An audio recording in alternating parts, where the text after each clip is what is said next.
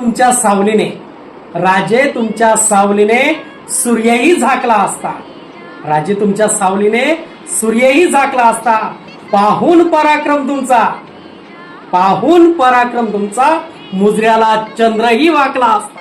ज्या माऊलीच्या कुशीतून हिंदवी स्वराज्याचं स्वप्न साकार झालं ती राष्ट्रमाता मा जिजाऊ, ज्या महापुरुषानं ते स्वप्न प्रत्यक्षामध्ये सत्यात उतरवलं ते युगपुरुष राजा शिवछत्रपती महाराज, आणि ज्या महापुरुषाने ते स्वप्न जिवंत ठेवण्याकरता आपल्या प्राणांचं बलिदान दिलं ते राजा शिवछत्रपती शंभू महाराज.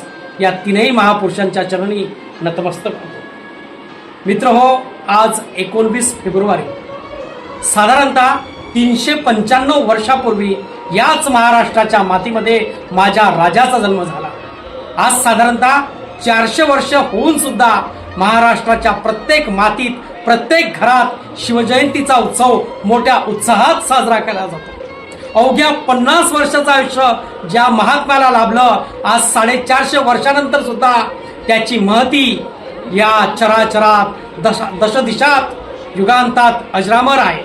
मात्र ज्या मोगल बादशहाने 80 वर्षाचं जीवन लाभलं त्या औरंग्याला आज या महाराष्ट्रामध्ये कुत्र्याची सुद्धा किंमत नाही.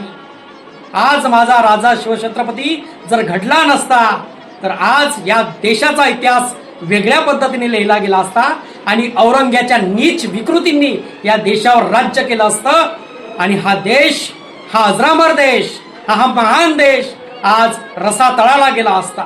पण या माझ्या राजाची ती कृपा म्हणा, या माझ्या राजाचं कर्तृत्व म्हणा, आणि या माझ्या महाराजानंतर यांचे थोरले पुत्र संभाजी महाराज ज्या पद्धतीने आपल्या रक्ताच्या शेवटच्या थेंबापर्यंत या स्वराज्यासाठी लढले, असे धर्मवीर स्वराज्य रक्षक संभाजी महाराज यांचं बलिदान सुद्धा आपण या ठिकाणी विसरू शकणार नाही. आज माझ्या राजाची महती जगामध्ये गाजते.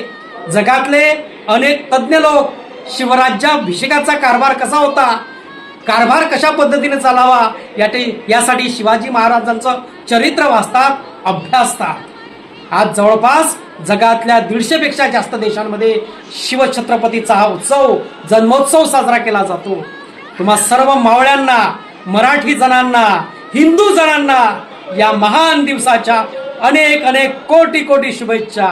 बोला छत्रपती शिवाजी महाराज की जय, धर्मवीर संभाजी महाराज की जय. जय भवानी, जय शिवाजी.